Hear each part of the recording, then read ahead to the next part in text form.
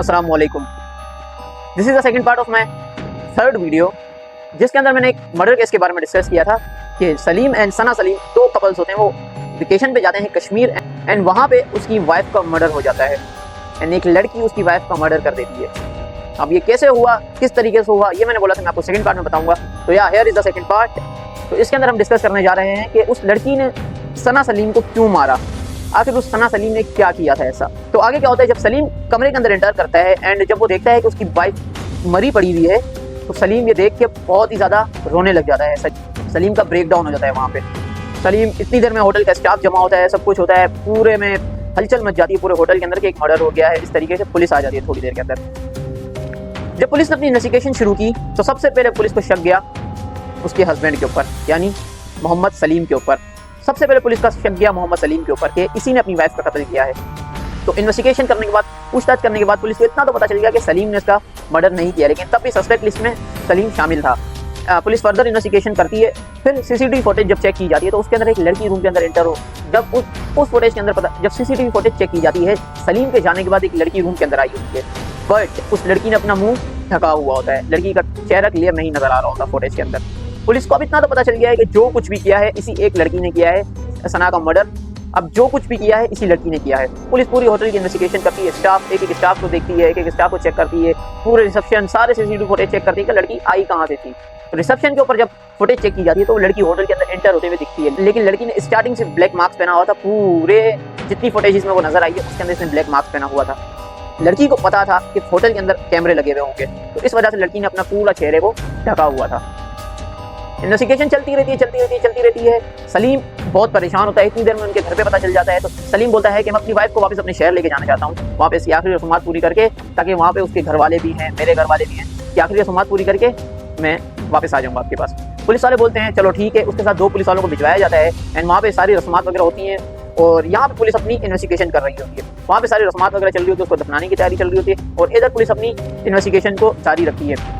Investigation करते time police ये check करती है, सबसे पहले 2 दिन जब सना को पुलिस ने अपने पास रखा था तो उसके ऊपर जितने भी फिंगरप्रिंट्स वगैरह थे वो सब मैच किए गए पूरी होटल के स्टाफ के साथ। एंड होटल में उस टाइम पे जो लोग जिन ने चेक इन किया होता, जो उस होटल में रूम लेके बैठे थे या जो डिनर के लिए भी आए थे, तो उसमें उनका फिंगरप्रिंट्स वगैरह चेक किए गए, तो किसी के साथ भी फिंगरप्रिंट मैच नहीं हुआ एंड किसी के साथ भी फिंगरप्रिंट मैच नहीं हुआ। अब इधर कोई मर्डर का वेपन भी नहीं था क्योंकि एक पिल्लो के जरिए उसका गला दबाया गया था। अब पुलिस को बहुत ही ज़्यादा मुश्किल हो रही थी इन्वेस्टिगेशन करने के अंदर। पुलिस को कोई भी क्लू नहीं मिल रहा था कि ये लड़की किस तरीके से है, किस तरीके से नहीं है। फिर पुलिस को मिलता है सना का फ़ोन। सना का फ़ोन जब चेक किया जाता है तो आखिरी डायल नंबर कोई अननोन नंबर होता है। जब सलीम वापस आता है कश्मीर, सलीम को वापस लाया जाता है तो सलीम से पूछा जाता है कि ये नंबर तुम्हारे को पता है किसका नंबर है। सलीम बोलता है नहीं मेरे को नहीं पता है नंबर किसका है, और सना ने पता नहीं किसको नंबर डायल किया है। लास्ट टाइम सना की बात मेरे से ही हुई थी कॉल, तो उसके बाद तो सना ने कभी किसी को कॉल नहीं की एंड सलीम भी परेशान हो जाता है। पुलिस वाले को शक होता है कुछ, पुलिस वाले उस नंबर को ट्रेस करना स्टार्ट करते हैं। मर्डरर कितना भी शातिर क्यों ना हो, कभी ना कभी कोई गलती कर ही जाता है। अब उस लड़की की गलती ये थी कि उसने उसके मोबाइल में अपना सही नंबर डायल कर दिया था। पता नहीं उस टाइम उसके दिमाग में क्या चल रहा था, क्या नहीं चल रहा था, लेकिन उसने उसके मोबाइल में अपना सही नंबर डायल कर दिया था। नंबर को ट्रेस किया जाता है तो उसका एक एड्रेस निकल के आता है कराची का। पुलिस वहाँ से केस शिफ्ट होता है कराची की पुलिस को, कश्मीर पुलिस से केस शिफ्ट हो रहा है कराची में। अब कराची में इन्वेस्टिगेशन स्टार्ट होती है, उस नंबर को ट्रेस करके उस लड़की तक पहुँचा जाता है एंड वहाँ पे वो नंबर निकलता है एक लड़की का। अब पुलिस को पक्का शक हो गया कि ये ही लड़की है जिसने इसका मर्डर किया है। अब पुलिस उसको अरेस्ट करती है एंड पुलिस स्टेशन लाती है। इन्वेस्टिगेशन स्टार्ट की जाती है तो लड़की से सवालात किए जाते हैं तुमने ऐसा क्यों किया। तो वो लड़की अब बोलना स्टार्ट करती है। लड़की भी फॉर्चुनेटली वो अपना केस कन्फेस कर लेती है। अपना जुर्म एक्सेप्ट करने के बाद वो कहानी बताना स्टार्ट करती है कि उसने उसको क्यों मारा। अब जब सलीम को पुलिस स्टेशन बुलाया जाता है, अब अभी तक सलीम को नहीं पता वो लड़की कौन है, क्या है, क्यों मारा उसने मेरी वाइफ को। अब सलीम को पुलिस स्टेशन बुलाया जाता है एंड सलीम को अरेस्ट कर लिया जाता है। क्यों? मेन सवाल जाता है कि सलीम को क्यों अरेस्ट किया गया, जब ना मर्डर सलीम ने किया, पुलिस वालों को पता है ना मर्डर सलीम ने किया है, ना सलीम की इसमें कोई गलती है, तो वाई सलीम को अरेस्ट किया गया। जब लड़की से इन्वेस्टिगेशन शुरू की जाती है तो लड़की जब बोलना स्टार्ट करती है तो पता चलता है कि लड़की के हस्बैंड को सलीम ने कत्ल कर दिया था। क्यों? क्योंकि सलीम उस लड़की को पसंद किया करता था एक टाइम पर।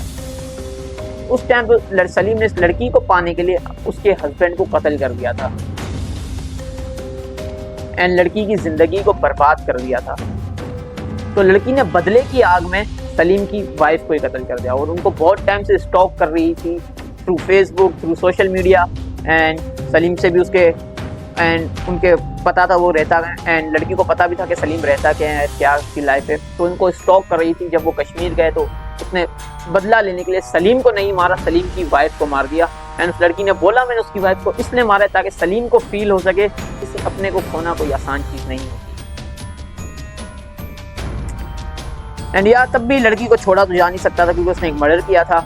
एंड लड़की को फिर अरेस्ट कर लिया जाता है, उसको भी उम्र कैद की सज़ा सुनाई जाती है। एंड साथ में सलीम को भी अरेस्ट करके उसको उम्र कैद की सज़ा सुनाई जाती है।